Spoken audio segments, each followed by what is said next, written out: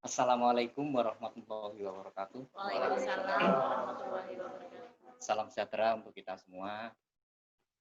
Alhamdulillah pada pagi hari ini kita bisa berjumpa untuk membedah sebuah karya yang berjudul Kisah dari Tapal Batas Negeri.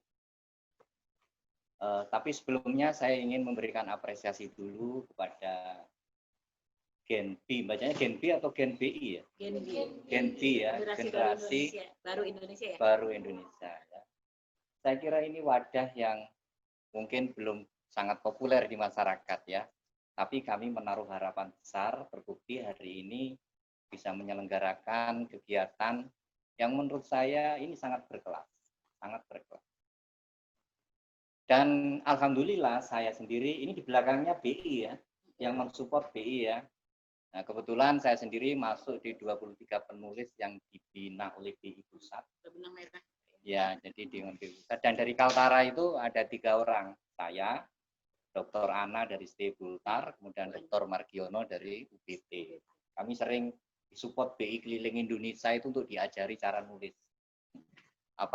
Koran-koran nasional itu redakturnya dihadirkan untuk diajari gini loh caranya nulis, dan kami dapat ilmu yang sangat banyak. Bahkan ini tahun ini insya Allah tulisan dari teman-teman yang masuk di kelompok penulis akademi penulis populer ini insya Allah akan diterbitkan oleh di Desember ini. Nah mudah-mudahan ini juga kegiatan yang dilakukan oleh Gen B ini terus berlanjut, semakin berkualitas. Hari ini mungkin menyasar literasi di level sekolah dasar menengah ya. Nah, besok mungkin literasi di level perguruan tinggi ya. Karena begini, situasinya itu kalau kita berbicara output tulisan, saya kaget tadi penulis dari Kaltara sudah 36 diterbitkan. Ya. Ya, ternyata itu saya baru tahu, terus terang baru tahu hari ini.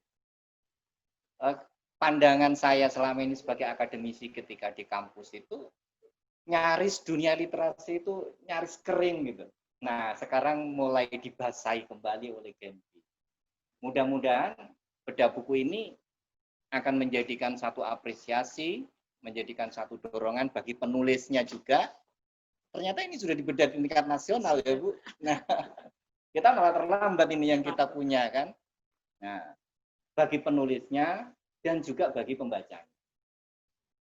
Pada tahun 2019 kemarin, saya diminta dengan tim untuk melakukan riset tingkat kegemaran membaca di Kaltara. Scoringnya itu 1 sampai 5 itu pakai skala Likert. Kita itu di bawah 2. Jadi 1,8 kalau enggak. Jadi rendah. Jadi kegemaran membaca atau tingkat membaca masyarakat di Kaltara itu rendah. Di bawah 2 kalau scoringnya 1 sampai 5. Dan ini memprihatinkan. Tadi disampaikan oleh pimpinan BI, ternyata kekayaan itu berkorelasi dengan kegemaran membaca ya. Ternyata itu banyak membaca, sehingga mungkin wawasannya menjadi luas, pemikirannya menjadi semakin cerdas, sehingga dia pandai menangkap peluang dan mengolah peluang. Dan saya merasakan bahwa ketika saya menulis, itu tidak semata-mata mengeluarkan ide, ternyata di situ saya itu seringkali dibenturkan oleh situasi-situasi yang akhirnya membentuk karakter gitu. Berpikir secara sistematis, berpikir secara kritis, bahkan mengendalikan emosi gitu. Wah, jangan terlalu gini, nanti menimbulkan orang lain sakit hati. Oh, ternyata betul tulisan saya yang kemarin itu menimbulkan gejolak. Itu akhirnya ternyata membentuk karakter. Itu yang penting sebenarnya. Jadi menulis itu tidak sekedar mengeluarkan ide, tapi menurut saya itu adalah ada kaitannya dengan membentuk karakter. Nah, ini belum saya ngomong itu, baru nulis saja sudah seperti itu gejolaknya. Nulis berikutnya menjadi lebih hati-hati lagi. Itu kaitannya dengan menulis membentuk karakter. Oke, itu sebagai pengantar dari saya. Kemudian terkait dengan buku ini, saya kebetulan diberi buku ini beberapa hari yang lalu, tapi saya baru bisa membaca mulai kemarin dan tadi malam. Dan alhamdulillah saya sudah baca semua. Jadi 28 artikelnya. 26, tapi 28 karena nah, saya aneh loh. Nulisnya ya, Pak hitung-hitung 26. Ibu Kapasiatun dan Pak Eli nulisnya 2. Oh gitu ya, saya nggak lihat ininya ya. Jadi 28 artikel yang ada di sini. Oke, saya mau cerita dulu dari awal ketika saya membaca. Karena saya takut lupa, jadi ketika menulis itu saya bikin catatan-catatan kecil untuk mengingat-ingat gitu ya, nggak apa-apa ya. Nah, ketika saya membaca judul buku ini, Kisah dari Tapal Batas Negeri, awal ketika saya diberi judul oleh panitia itu berjudul besarnya, Kisah dari Tapal Batas Negeri. Wah, keren ini buku ini. Ini kalau muncul di level nasional, orang pasti tertarik.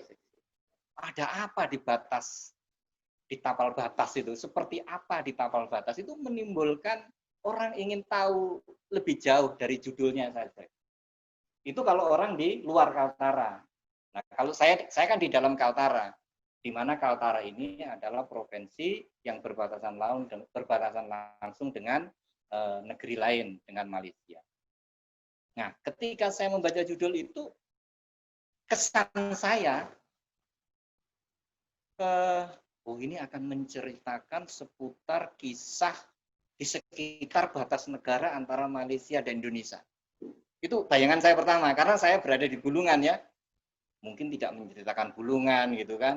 Mungkin menceritakan yang sekitar itu, antara Malaysia dan Indonesia di sekitar Nunukan mungkin sampai Malino atau Sebatik, mungkin sekitar itu bayangan saya. Kalau mau mencerita ini saya masih berangan-angan ketika melihat judul itu gitu. Nah, ketika saya ini kan masalah ini pendidikan ya, mungkin seputar masalah pendidikan di daerah-daerah itu. Itu bayangan saya sebagai orang Kaltara. Nah, kemudian tapi setelah saya membaca subjudulnya, jadi tadi headline-nya kuat betul nih, magnetnya itu, orang untuk ingin tahu, terutama mungkin yang tidak ada di Kaltara. Tapi kemudian ketika saya melihat headline-nya, kumpulan praktik baik atau best practice ya, literasi dalam pembelajaran dan kepemimpinan di Tarakan. Oh ternyata ini tulisan-tulisan ini ibarat film itu lokasi syutingnya itu Tarakan, Bu ya. Jadi ternyata ini tapal batasnya membicarakan Tarakan, di mana Tarakan itu sebagai salah satu kota di Provinsi Kalimantan Utara yang merupakan provinsi berbatasan dengan negara lain. Baru saya mulai ngeh lagi, oh ini ternyata lokasi syutingnya dari cerita ini ada di Tarakan gitu ya. Saya kira tepat juga, bagus juga, karena Tarakan itu merupakan kota pendidikan kan, sudah diproklamasikan kan Bu, tahun 2015 ya, sebagai kota pendidikan. Dan itu pasti akan menjadi parameter, sehingga memang sudah waktunya ini para guru, para pendidik, atau mungkin para dosen di sana itu memberikan contoh praktek-praktek terbaik. Itu ketika saya membaca judul buku ini, gitu. Kesan saya seperti itu. Oke. Kemudian setelah saya baca semuanya, saya bisa merangkum begini. Di bab 1 pertama di buku ini menjelaskan bagaimana seorang kepala sekolah di dalam membangun perubahan-perubahan di sekolahnya. Itu yang saya tangkap pertama. Sehingga buku ini sangat tepat kalau mungkin kepala sekolah itu membaca gitu, supaya dia dapat sharing contoh praktek terbaik sehingga bisa mungkin direplikasi di tempatnya memimpin sekolah. Itu yang pertama. Kemudian di bab itu ada 7 artikel yang itu. Kemudian yang kumpulan berikutnya di bab 2 itu semuanya bercerita seperti ingin memotivasi bagaimana supaya anak itu senang belajar. Betul ya? Senang belajar. Jadi fokusnya di membangkitkan motivasi. Nah ini konsumsi untuk guru-guru. Ini penting kalau mungkin mengalami siswanya malas belajar, tidak semangat belajar, tidak giat belajar, maka ada di sini. Bahkan ada 2 artikel yang saya lingkari dan saya tertarik. Gitu. Salah satunya di bab 2 itu ada tulisan sewindu bersama dokumen.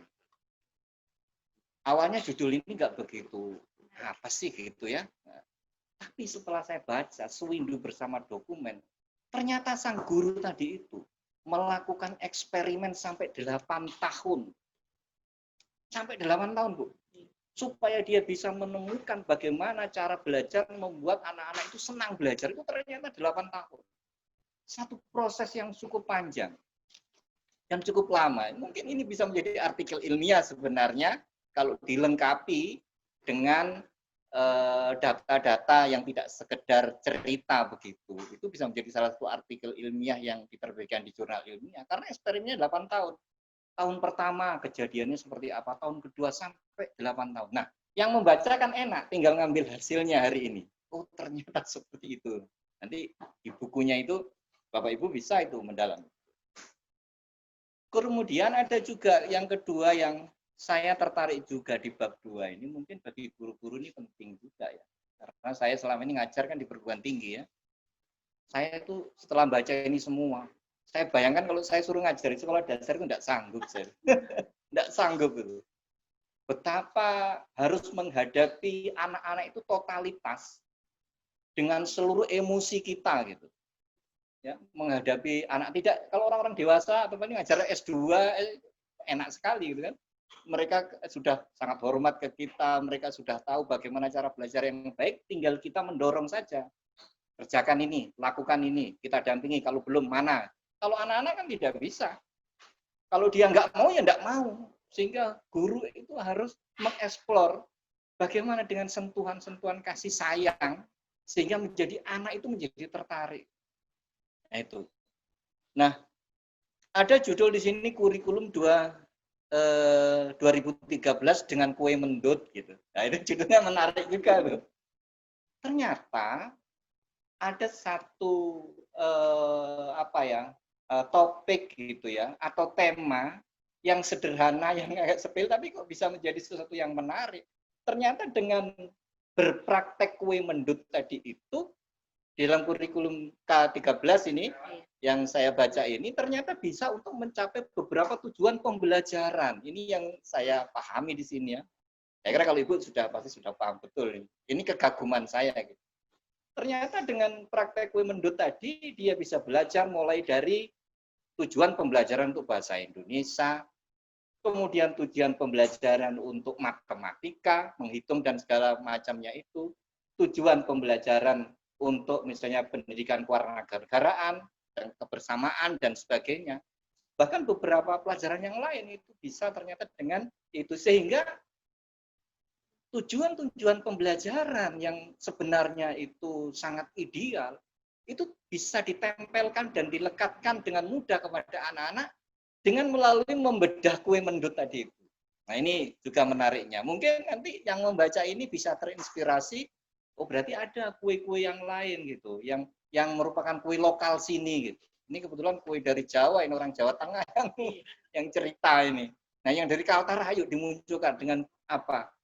Sehingga anak itu dengan belajar satu, dia mendapatkan banyak hal. Ini yang saya pahami. Kedua ada lagi yang saya juga sangat tertarik di situ. Ada artikel menjadi relawan Kalistung. Jadi guru tadi itu prihatin ya, ketika dia mengajar di kelas bawah, di kelas 1, itu ternyata banyak juga mereka yang belum bisa membaca, menulis, dan berhitung. Dan kalau diajari dengan jam pelajaran yang ada di sekolah, maka tidak nutut, gitu. Karena membelajarnya juga tidak mudah. Akhirnya sang guru tadi itu dia meluangkan waktunya 24 jam sampai ngajari sampai ke rumahnya. Makanya ini ditulis sampai menjadi relawan, Bu ya. Ini sebuah perjuangan yang luar biasa. Jadi dia sudah tidak mengukur gaji lagi. Wah, kalau saya apa sanggup kira-kira seperti itu gitu. Nah, jadi mungkin di momen Hari Guru ini kita patut untuk memberikan apresiasi yang luar biasa ya kepada guru, ternyata perjuangannya sampai di sini. Walaupun saya dulu kalau ngajar jadi dosen itu kalau mahasiswa belajar di rumah saya sampai pagi saya ajari gitu, saya dampingi. Kadang saya tidur dulu, nah kemudian mereka ngerjakan, kalau mereka bingung saya dibangunin, saya bangun lagi. Sampai seperti itu. Tapi itu menjadi sesuatu yang mengasihkan bagi saya ketika saya aktif membimbing anak-anak. Nah, kemudian saya itu ketika membaca di artikel pertama yang ditulis di buku ini, judulnya itu adalah sentuhan kasih melalui pendidikan inklusi, itu saya betul-betul hanyut dan larut. Ada seorang kepala sekolah, di situ diceritakan, ada 2 siswanya yang dia itu ternyata ABK, anak berkebutuhan khusus. Hanya ada 2. Sebenarnya guru-guru itu banyak yang menolak, tidak mau menerima, mungkin ngerepoti ya, karena mungkin belum siap. Ini selama ini kan saya ngajar kepada mereka yang punya kompetensi sudah standar, sehingga tidak sulit. Nah ini anak berkebutuhan khusus. Tapi kepala sekolah ini dengan kasih sayangnya, beliau menjelaskan kepada guru-guru untuk bisa diterima. Sehingga akhirnya 2 siswa tadi itu bisa sekolah di situ dan bisa diterima. Sehingga dia bisa berbaur dengan seluruh siswa yang ada di situ.